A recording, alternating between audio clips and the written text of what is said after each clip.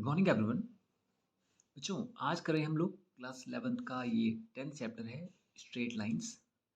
और आज हम करेंगे एक्सरसाइज 10.1 का क्वेश्चन नंबर 2।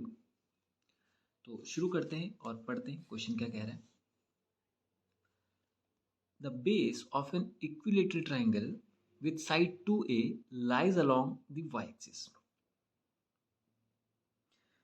काफ़ी सारी बातें। सबसे पहले y एक्सिस का है तो हमें एक xy प्लेन बनाना पड़ेगा।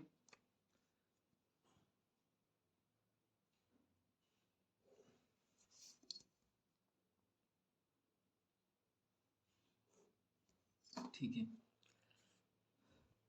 ये x एक्सिस हो गया, ये y एक्सिस हो गया। कह रहे base of an equilateral triangle. बच्चों, इक्विलेटरल ट्राइंगल किसे कहते हैं? पहले ये क्लियर कर लेते हैं।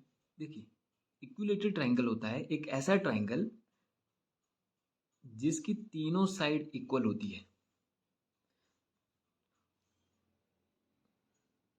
फिर उसके बाद कहता है विथ साइड 2a, तीनों साइड इक्वल हैं और उनकी लेंथ कितनी है? 2a। उसका जो बेस है lies along the y axis. वो बोल रहा है एक इक्विलेटरल ट्राइंगल है जिसका बेस y एक्सिस पर है और जिसकी साइड 2a है। ठीक है, ये हमें क्लियर हो गया। यानी ये रहा y एक्सिस और इसके अलोंग उसका बेस है, मतलब यहाँ पर इस ट्राइंगल का बेस बनेगा। तो यानी ये कुछ इस तरह से बनेगा या इस तरह से बनेगा। ठीक है, या तो इसका बेस यहीं रहना है, मतलब बेस यहीं रहेगा, या तो ये यहाँ बनेगा या तो ये यहाँ बनेगा। फिर आगे बढ़ते हैं, देखिए क्या बोल रहा है। Such that the mid point of the base is at the origin. Origin होता है बच्चों ये, और यहाँ पर इस ट्राइंगल के बेस का मिड पॉइंट है। यानी बेस कितना है? 2a। तो 2a का मिड पॉइंट यहाँ पर होगा, बिल्कुल सेंटर में। यानी 2a को हम आधा आधा तोड़ देंगे तो ये हो जाएगा a और ये हो जाएगा a। तो यानी ओरिजिन पर वो पॉइंट होना है जिसकी दोनों तरफ इस ट्राइंगल का बेस बराबर बटा हुआ होगा। होगा कि नहीं? मिड पॉइंट का मतलब क्या है? बिल्कुल आधे आधे पे। मिड पॉइंट का मतलब ही है बिल्कुल बीचों बीच।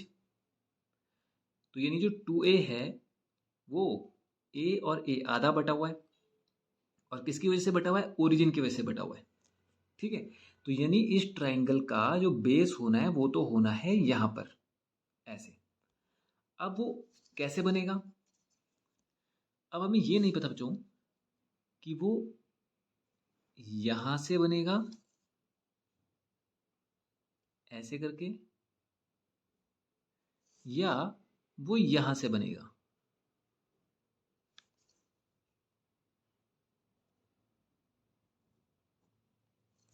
ये नहीं पता है।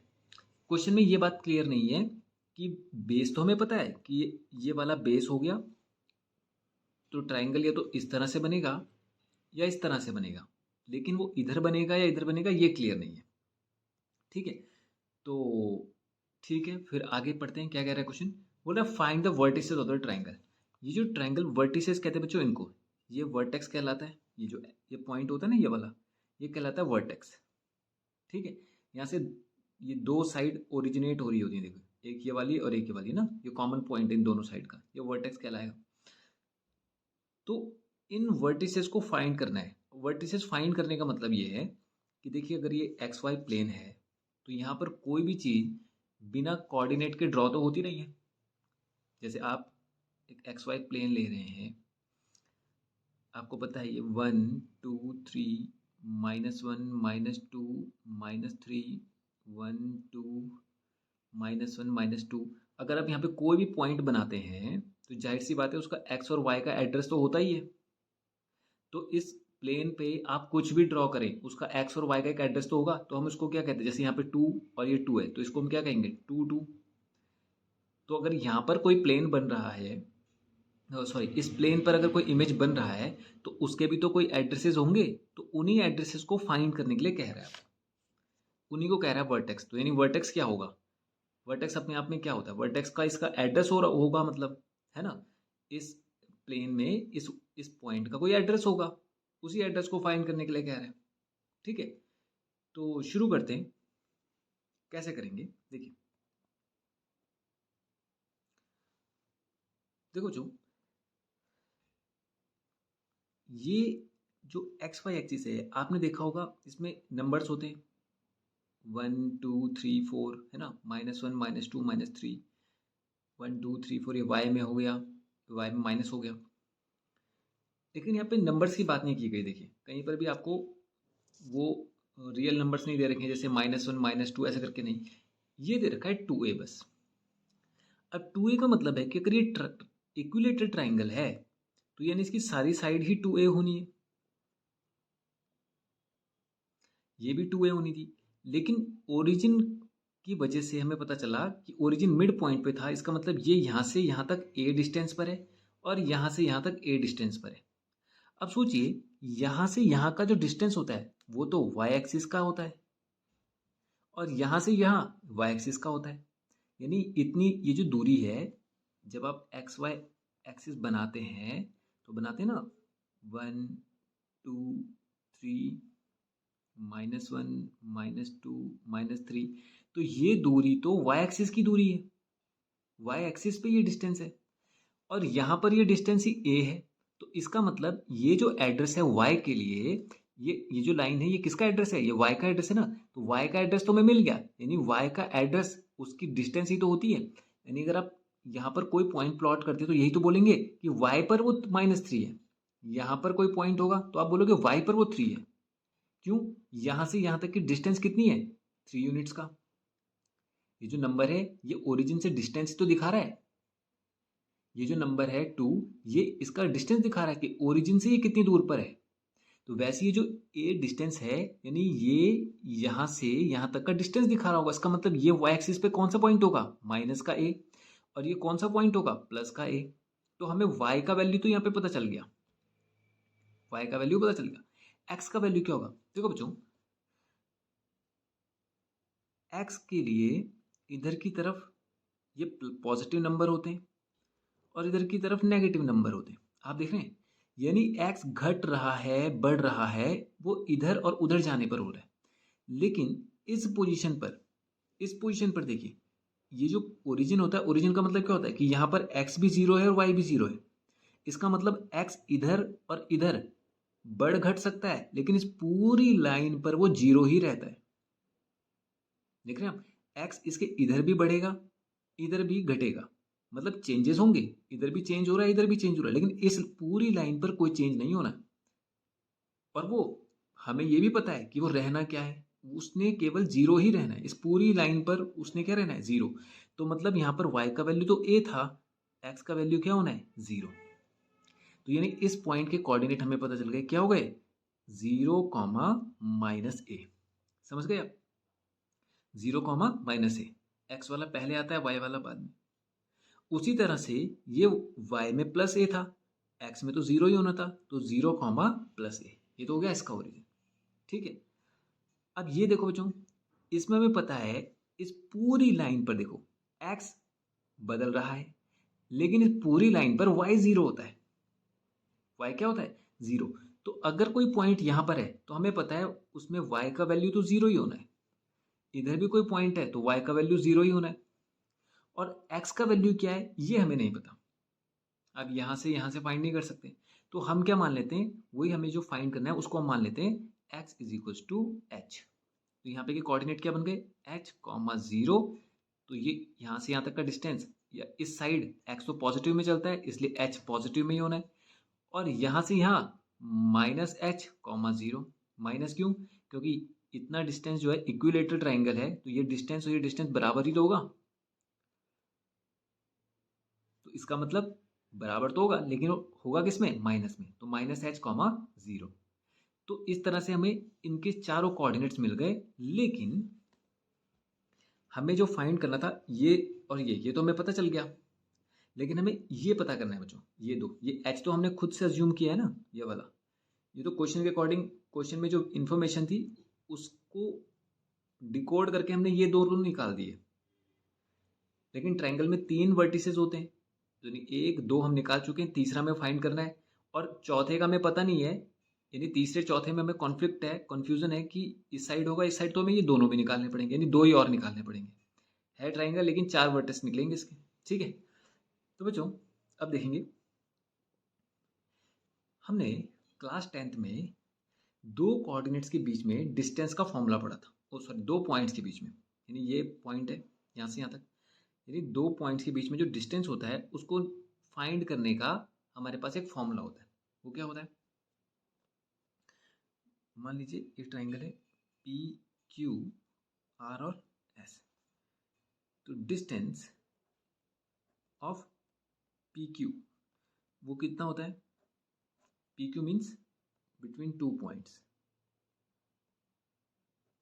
वो था बच्चों x2 माइनस x1 का square plus y2 minus y1 का स्क्वायर, ये होता है डिस्टेंस फॉर्मूला।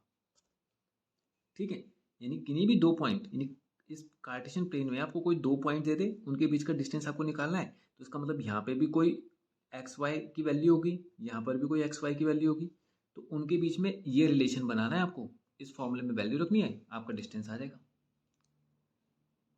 ओके, तो अब हमें ये जो डिस्टेंस है ये तो हमें पता है ना, और ये डिस्टेंस भी हमें पता है।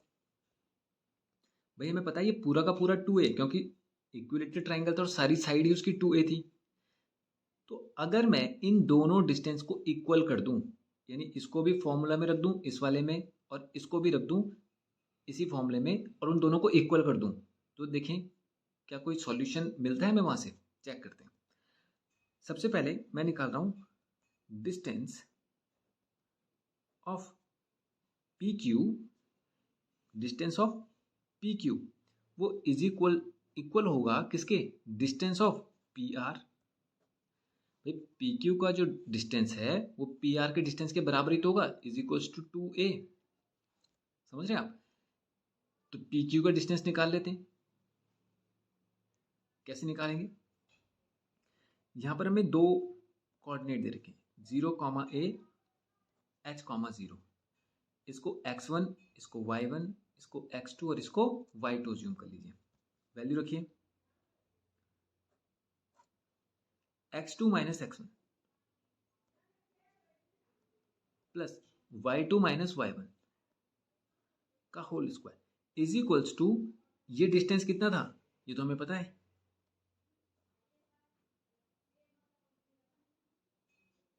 ये तो होगा।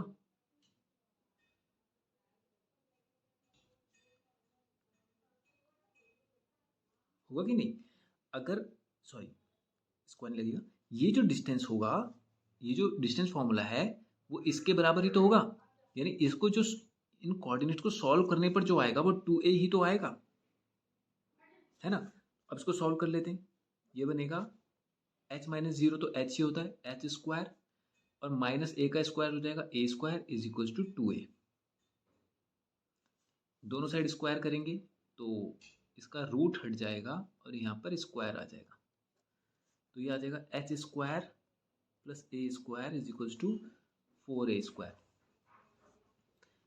इसको इधर ले जाएंगे तो H square is equal to 4a square minus a square, H square is equal to 3a square. Root लगा देंगे, स्क्वायर हटा देंगे, 3a स्क्वायर।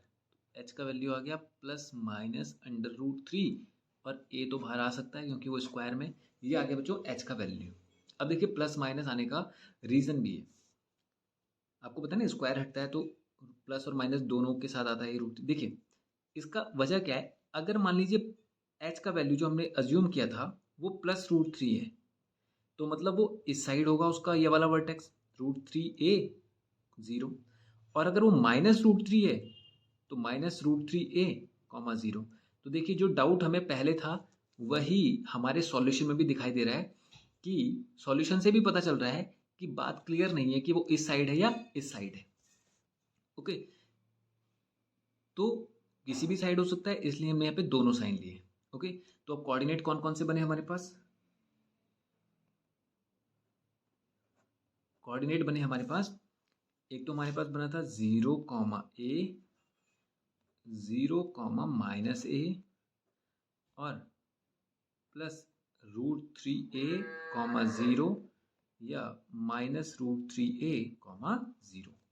ये बन गए 4 कोऑर्डिनेट, और यानी 4 कोऑर्डिनेट टोटल हो गए। इनका पेयर तो बन सकता है 1 2 3 का, या 1 2 और 3 का, यानी 0a 0 कॉमा माइनस ए और प्लस का √3a 0, या 0a 0 माइनस ए माइनस √3a कॉमा 0।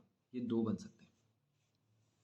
ठीक है, तो ये हो गया बच्चों हमारा क्वेश्चन सेकंड कंप्लीट। अब आज के लिए इतना ही करेंगे, नेक्स्ट वीडियो में करेंगे क्वेश्चन नंबर 3। Thank you.